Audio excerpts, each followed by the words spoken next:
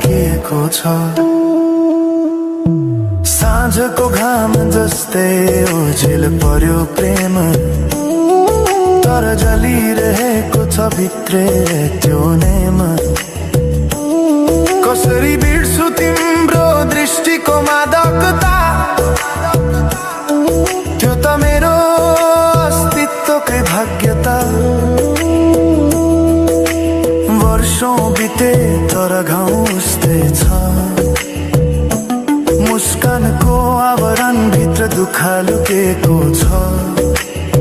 समयले सिकायो बाँच्न तिम्रो बिना,